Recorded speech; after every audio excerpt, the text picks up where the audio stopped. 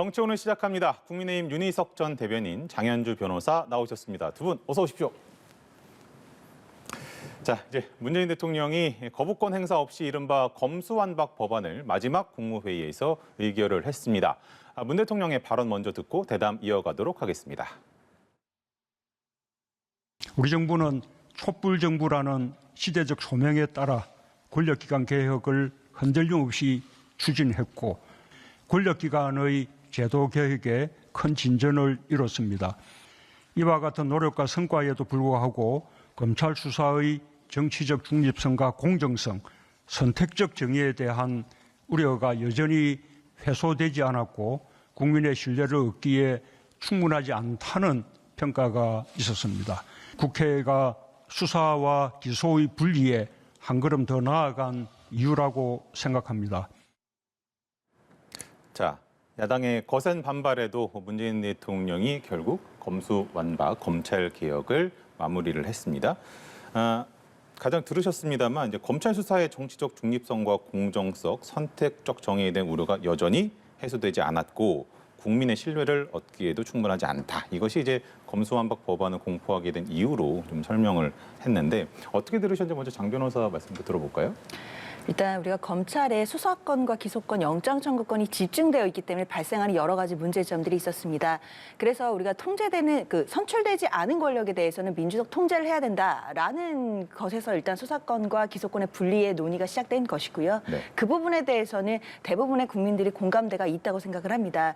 그렇기 때문에 20년 동안 검찰 개혁이라는 논의가 있어 왔던 것이고요. 그리고 그 검찰 개혁의 논의는 이제 문재인 대통령이 언급한 것처럼 검찰의 중립성을 의심할 수 있는 여러 가지 사건들이 많았기 때문에 그 부분에서 시작이 됐다라고 봐야 될 것 같습니다. 그리고 이 검찰개혁 관련된 것은 문재인 대통령의 공약이었기 때문에요. 네. 오늘 마지막 국무회의를 통해 본인의 공약을 어떻게 보면 이제 이뤄내는 그런 모습으로 본 개인적인 소회도 밝힌 것이라고 생각이 듭니다. 윤희석 대변인께서는 어떻게 들으셨어요?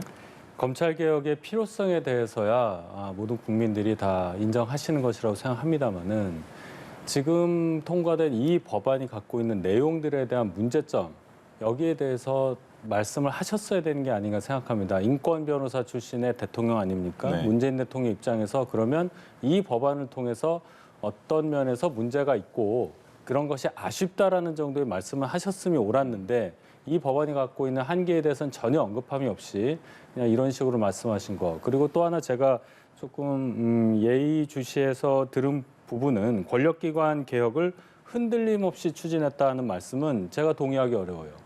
문재인 정부 전반기 동안 조국 사태 이전까지 검찰 특수부를 가장 비대하게 만들면서 이른바 적폐 수사에 전념을 했었던 이 정권의 전반기를 생각한다면 권력기관 개혁을 위해서 흔들림 없이 뭔가를 추진했다는 말씀은 동의할 수 없습니다. 자, 이제 자평 부분에 대한 좀 평가를 좀 해주셨는데 이제 그 전체적인 자평을 평가를 보자면은 거듭되는 위기 속에서도 많은 성과를 남겼다. 선도국과 도약을 위해서 최선을 다한 정부다. 이렇게 좀 평가를 했는데 이 부분에 대해서는 어떻게 좀 들으셨어요? 최선을 다하신 부분에 대해서는 존중을 합니다. 그 말씀에 대해서는 다 선의를 갖고 국정을 운영하셨겠죠. 그런데 지금 이 상황에서 많은 성과를 냈다고 말씀하실 수 있는 상황인가 거기에 대해서는 좀 의문이 있어요. 물론 성과를 내려고 노력하신 부분은 제가 충분히 이해를 합니다마는 지금 이 상황에서는 성과를 냈다는 말씀을 하시기보다는 이러이러한 점에 대해서 국민께 뭔가에 대해서 반성이라기보다는 뭔가 아쉬움 그리고 앞으로 남은 과제가 뭐가 있다. 충분히 노력한 점은 있으나 이러이러한 점이 불충분했다. 이런 말씀을 하신 게 더 낫지 않았을까. 제가 그렇게 말씀드려도 될 겁니다. 자, 그러면 장 변호사께서는 문재인 정부의 5년에 대한 평가 어떻게 들으시는지 궁금해요. 일단 모든 정부는 다 공과 과가 있을 것입니다. 네. 그거에 대해서는 나중에 또 역사가 판단을 할 것이고요.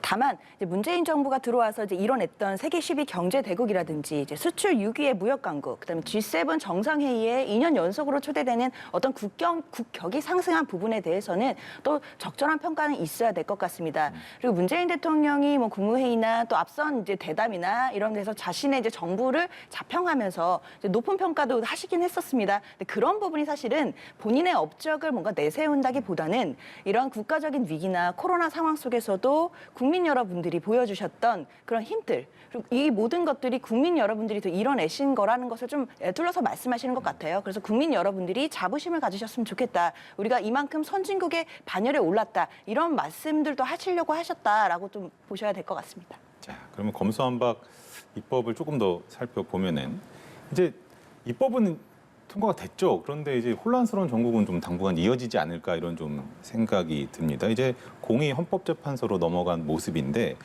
헌재가 이제 국회 본회의를 통과한 법안의 효력을 정지할 수 있겠습니까? 현실적으로는 좀 어려울 건 같습니다. 물론 지금 권한쟁의 심판을 이제 국민의힘에서 이제 제기를 해가지고요. 이제 국회의원들의 심의 표결권이 침해되었다. 이제 이런 얘기들이 있습니다. 네. 만약에 헌재에서 국회의원들의 심의 표결권이 침해된 부분이 있다고 판단한다고 하더라도 그 법안을 가결한 부분에 대해서 바로 무효로 돌리기는 어려울 것입니다. 그렇다면 심의 표결권이 침해된 부분과 이 법안 자체의 효력을 어떻게 볼 것이냐에 또 논의가 있을 것인데 사실은 그 부분까지 바로 위헌으로 돌리기에는 이제 부담이 될 것 같다는 생각이 듭니다. 우리 윤 대변인께서는 법안 내용에 대해서 그런 위헌 심판을 할 수도 있겠죠. 그러면 지금 검찰의 주장에 의한다면 60년도 개헌 이후에 영장 청구권이 수사기관이 영장 청구를 할 수 있다는 것에서 검사로 특정해서 검사만이 영장 청구를 하게끔 헌법 내용이 바뀌었단 말이에요. 옛날 얘기지만. 그게 쭉 지금 60년 이상 이어져 오고 있는데 검찰에서는 이것을 또 많은 헌법학자들은 검찰의 수사권을 전제로 하고 나온 규정이다 이렇게 얘기를 한단 말입니다. 근데 지금 이 검수완박법은 이 헌법상의 그런 수사권을 검찰의 수사권을 완전히 박탈한 내용이기 때문에 헌법에 위배된다는 해석도 가능하기 때문에 법률안 내용을 가지고 이 통과된 법률의 내용을 가지고 위헌 심판 즉 뭐 위헌이라든지 아니면 뭐 헌법 불합치라든지 그래서 뭐 기한을 정해서 국회에서 이걸 시정하라는 그런 결정을 내릴 수 있는 거죠, 헌재에서. 그러면은 이제 정치권 분위기도 좀 알아보고 싶은데 사실 검수완박 입법을 저지하지 못한 국민의힘 입장에서는 가장 좀 권성동 원내대표가에 대해서 책임론이라고 할까요? 아니면 좀 비판의 시각이라고 할까요? 이런 것들이 좀 있을 것 같아요. 내부 분위기가 어떤지 좀 전해주세요. 누가 원내대표였다 하더라도 민주당에서 다수의 힘으로 밀어붙이는 이 검수완박법의 통과를 막을 수는 없었을 겁니다. 상당히 어려운 상황이었고 다만 이제 중간에 국회의장의 중재안에 대해서 합의를 했다가 번복한 부분, 이 부분에 대한 정책의 어떤 책임을 묻는다거나 그것은 가능해 보입니다. 지금 당내에서도 그 부분에 대해서 아쉽다는 의견이 좀 있죠. 왜냐하면 명분에서 저희가 조금 지고 들어가는 면이 있었고 검수완박법에 대해서 저희가 투쟁을 하는 과정이 있어서도 어떤 정치적으로 많은 부담을 갖게 되는 측면이 있었거든요. 그러나 이것을 권성동 원내대표의 진퇴까지 연결시키기에는 아직 임기를 시작하신 지 너무 얼마 되지 않았고 또 다른 평가가 있을 수 있기 때문에 거기에 대한 결론을 제가 좀 유보하겠습니다. 알겠습니다. 자, 장 변호사께는 이걸 한번 좀 여쭤보겠습니다. 그 형사소송법 개정안이 오늘 통과돼서 의결이 됐는데 표결에서 이제 정의당 의원들은 다 기권을 던졌단 말이죠. 이런 부분들은 사실은 민주당 입장에서도 조금은 부담이 되지 않을까 이런 생각도 드는데요. 일단 내용면에서 그 경찰의 불송치 결정에 대해서 이제 이의 네. 신청권자의 이제 고발인이 빠진 부분이 오늘 형사소송법의 내용이 있습니다. 그 부분에 대해서 정의당이 아무래도 문제를 삼고 기권을 하신 것 같은데요. 그렇다고 하더라도 이 검찰 개혁 법안에 대해서 큰 그림에서는 찬성을 하셨고 지난 토요일 그러니까 30일에 있었던 검찰청법 개정안에 대해서는 또 찬성표를 던지셨기 때문에 이것만으로 뭐 민주당이 부담을 된다라고 보기는 어려울 것 같고요. 오히려 그 이제 불송치 결정의 이의 신청권자의 고발인이 제외된 부분을 나중에 이제 사개특위나 이런 부분에서 어떻게 넣을지 또는 어떻게 할지에 대해서 협의 가능성이 또 열려 있기 때문에 앞으로 이제 민주당은 이제 사개특위 과정에서 좀 또 그 성실하게 잘 참여해서 그 부분을 내용을 보완하면 된다고 생각이 듭니다. 이제 또 사개특위가 또 다른 논란의 중심이 되지 않을까 이렇게 좀 조심스럽게 점쳐보면서 윤 대변인께는 이어서 한번 좀 여쭤보겠습니다. 한동훈 법무부 장관 후보자가 이렇게 말씀을 하셨습니다. 검수완박 법안 입법 과정의 문제점에 대해서 향후 국회 청문회에서 조목조목 입장을 이야기를 하겠다라고 했는데 이 부분은 좀 어떻게 전망하시는지 궁금해요. 문제점에 대해서는 뭐 많이 얘기할 수 있겠죠. 물론 근데 이제 대책은 사실 뭐 없는 거 아니겠습니까? 장관이 뭐 입법한 내용에 대해서 어떻게 할 수 없는 거고 아마 논리적으로 민주당 의원들하고 이 논박을 하게 되면은 한동훈 지명자하고 이렇게 대등하게 얘기하실 수 있는 분이 과연 있을까 싶어요. 그만큼 이제 말씀도 잘하고 또 해박하기 때문에 그런 건데 제가 여기 관련해서 얘기하면 아마 고발인 이의 신청권 같은 아까 말씀하신 그 부분에 대해서 논리적으로 또 정치적으로 민주당이 갖고 있는 어떤 명분이 없다는 걸 아마 강조를 할 것 같아요. 예를 들어서 이게 왜 문제가 되냐면 고발인의 이의 신청권이 없을 경우, 자 고발인이 문제되는 것은 뭐냐면은 예를 들어 직권남용이라든지 뭐 울산 그 원전 같은 경우에 그 원전 관련한 것 같은 경우에 직권남용으로 지금 이제 걸려 있고 또 선거법 같은 경우 이럴 때는 고발인에 의해서 수사가 진행되는 건 맞습니다. 왜냐하면 피해자가 특정되지 않고 또 피해자가 직접 나서기 애매한 경우가 많거든요. 근데 이거를 꼭 집어서 고발인이 경찰의 불송치 결정에 이의 신청을 못하게 한 걸 굳이 넣었단 말이에요, 민주당에서. 그것은 현재 수사가 되고 있는 여러 가지 현 정권의 수사를 못하게 하기 위한, 수사를 개시조차 못하게 하기 위한 그런 의도라고밖에 생각이 되지 않아요. 이게 인권의 범위를 넓혀가는 것이 지금 민주당 진보라고 하는 분들의 주장인데 어떻게 역으로 인권 보호하는 것을 후퇴하는 내용을 법안에 넣었느냐. 여기에 대해서는 아마 민주당 의원들이 한동훈 후보자를 비롯해서 청문회장에서 나올 수 있는 지적에 아마 대답을 못할 거라고 저는 봐요. 장 변호사께서는 뭐라고 말씀하시겠어요? 저는 사실 한동훈 장관 후보자 같은 경우에는 아직 그냥 공직 후보자일 뿐이죠. 그리고 임명도 되지 않았습니다. 아직 청문회조차도 열리지 않았죠. 그런데 어쨌든 입법권, 그 국회 시간을 다 통과해서 법안이 제정됐고 국무회의에서 이미 의결되고 공포까지 된 법안에 대해서 이렇게 말씀하시는 게 과연 입법권을 존중하시는 정부의 인사로서 적임자이냐 이 부분을 문제 삼는 것 같습니다. 그리고 게다가 윤석열 당선인의 정부에서는 민정수석실이 폐지가 되고 그럼 민정수석의 그 기능들이 법무부 장관이 하게 될 가능성이 높다라고 지금 언론의 보도가 많이 되고 있습니다. 그렇다라고 한다면 한동훈 후보자가 만약에 법무부 장관으로 임명이 된다면 기존의 법무부 장관과는 차원이 다른 막강한 권한을 또 누릴 수 있는 그런 자리란 말입니다. 그렇다면 민주당으로서는 당연히 송곳 검증을 할 수밖에 없는 것이고 자질과 뭐 도덕성, 능력 여러 가지를 다 검증할 수밖에 없다라고 말씀드립니다.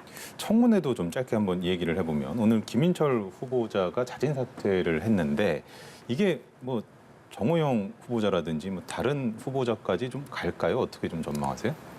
지명 철회를 했으면은 당선인의 의중이 반영됐다고 보기 때문에 예측을 좀 할 수 있겠는데 본인이 그냥 자진해서 사퇴를 했습니다. 그렇다면은 다른 후보자들 문제가 있다고 판단되는 분들이 스스로 물러나지 않는 한 추가적인 어떤 변화가 있을 걸로 예상하기는 어렵죠.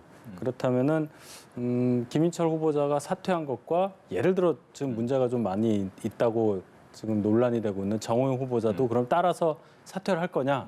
그는 본인의 자유의지죠. 거기에 대해서 예상하기 좀 어렵고 다만 청문회까지 마쳤기 때문에 정호영 후보자의 경우 본인이 청문회장에서의 어떤 분위기, 국민의힘 의원들의 반응, 또 여론 이런 걸 종합해서 또 내일 정도 판단하지 않을까 이렇게 생각합니다.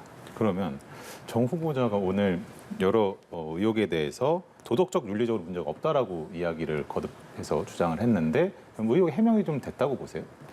사실 정호영 후보자 같은 경우에는 너무나 의혹들이 많아서 지금 국민 여러분들이 보시기에도 정리가 다 되지 않을 정도입니다. 본인에 대한 의혹도 많이 있었지만 뭐 자녀들에 대한 것, 사실 입시나 어떤 병역 비리 하나만 가지고도 굉장히 국민 여러분들이 예민해하시는 주제였는데 말고도 오늘은 뭐 이모부 찬스라는 것까지 나왔습니다. 그래서 너무나 많은 의혹들이 있었고 그 부분에 대해 자료 도출도 뭐 그렇게까지 성실하지 않은 상태에서 이루어졌던 해명 과정이 얼마나 국민 눈높이에 맞았느냐. 라는 부분은 아마 정호영 후보자가 제일 잘 알고 있을 것 같습니다. 네, 김건희 여사 이야기도 좀 해보도록 하겠습니다. 그 외교부 장관 그 공관 답사와 관련해서 인수위 측이 입장을 냈습니다만 민주당에서 떳떳하면 CCTV를 공개해라 이러면서 이제 추가적으로 좀 압박 수위를 높이고 있는 분위기인 것 같아요. 그걸 좀 어떻게 봐야 될까요? 사실 이제 갑자기 진실 공방이 되어버렸습니다. 물론 이제 인수위에서는 전혀 아니다, 허위 사실이다라고 하고 있지만 민주당 이제 우상호 의원 같은 경우에는 그 내용을 정말 확실한 소식통에게 들었다라고 얘기를 해서 완전히 얘기가 배치되고 있거든요. 그러다 보니까 정말 사실과 다르다면 CCTV를 한번 보자라는 얘기까지 나오게 되는 것 같습니다. 사실 인수위에서 좀 더 세밀한 해명이 좀 필요하지 않나라는 생각은 듭니다. 아무래도 이제 김건희 여사가 대선 과정에서도 좀 배우자 리스크가 있었던 분이었기 때문에 앞으로도 계속 이런 식의 공방이 있을 수 있거든요. 그렇다면 인수위에서는 오히려 더 사실관계를 더 확실하게 해명을 해야 이 부분을 지나갈 수 있는 것이지 아니면 계속해서 민주당의 공격은 계속될 것으로 보입니다. 자, 우리 윤 대변인께서는. 아니 민주당에서 이런 식으로 공격하는 것은 대선 패배 이후에 아직도 내적인 균형감을 찾지 못하고 아직도 좀 뭔가 남아있는 감정적으로 그런 발로라고 저는 생각을 해요. 이걸 CCTV를 보자고 하는 얘기도 예를 들어서 우상호 의원이 4선의 원내대표까지 지낸 분이라면 본인이 뭐 내밀한 걸 알 수 있는 사람한테 들었다고 했잖아요. 그럼 그분을 직접적으로 뭔가 알 수 있는 뭐 실명을 얘기한다든지 해서 뭔가 믿을 수 있다는 증거를 제시하고 그다음에 저희에게 그런 반증을 대발하라고 얘기하는 게 순서일 겁니다. 근데 무턱대고 내가 믿을 만한 사람한테 들었기 때문에 이거는 사실에 가깝다고 의혹 제기를 해놓고 아니면 뭐 어떻게 할 거냐라는 식으로 CCTV부터 보자 이런 식으로 정치 공세를 하는 것이 아직 취임도 하지 않은 당선인의 배우자에 대해서 이렇게까지 할 이유가 있느냐. 이런 식의 정치적인 공세가 우리 사회에 너무 많이 있지 않았습니까? 우리 정치 현실에서 아니면 말고라는 이 폭로 이런 것은 지양돼야 하고 특히 4선의 원내대표까지 지내신 이 여당의 중진 의원이 이런 정치 공세 하신다는 것이 참 서글프게 느껴진다. 이렇게 말씀드리겠습니다. 자, 이런 가운데 이제 김건희 여사가 오늘 단양 구인사를 방문을 하셨어요. 윤 당선인이 대선 후보 시절에 행사에 참석한 뒤 재방문을 약속했고 그 약속을 지키기 위해서 갔다라고 말씀을 하신 것 같은데 공개 활동이 이제 본격화되는 거라고 보면 되겠습니까? 뭐 공개 활동을 하는 것의 정의를 이제 언론에서 어떻게 내리시느냐에 따라 뭐 공개냐 비공개냐 이렇게 되는 건데 어쨌든 당선인의 배우자시고 곧 취임을 이제 윤 당선인이 하게 되시면 결국은 이제 대통령 배우자가 되시는 겁니다. 공개 활동이든 어쨌든 공식 활동을 안 하실 수는 없을 겁니다. 그런 차원에서 보면 이제는 취임이 이제 일주일도 안 남았기 때문에 어느 정도 활동을 하고 국민들께 당선인 또 대통령의 배우자로서 뭔가 공헌할 수 있는 그런 활동을 하는 건 당연하고 자연스러운 일이라고 생각합니다. 장변호께서는 어떻게 보셨어요? 사실 공개 활동은 이제 시작했다고 봐야 될 것 같습니다. 이미 저렇게 사진이 다 나오고 있고요. 앞서도 뭔가 이렇게 뭐 반려견 센터 같은 데를 가는 거, 뭐 유기견 뭐 센터 가는 거 사진들이 다 나오고 있거든요. 그렇게 본다면 사실 뭐 공개인 듯 공개 아닌 뭐 공개 같은 뭐 비공개 활동이라고 하지만 사실은 이미 공개 활동을 시작하신 거고 이미 다음 주면은 취임식이 있고 그 취임식에는 당연히 공식적으로 참석하실 것이기 때문에 그 전에 좀 더 국민 여러분들께 많이 이제 모습을 보여서 좀 여론을 조금 더 김건희 여사에게 좀 좋은 방향으로 끌고 가려고 하는 의도가 있다라고 보입니다. 알겠습니다. 오늘 말씀 여기까지 듣도록 하겠습니다. 두 분 수고하셨습니다.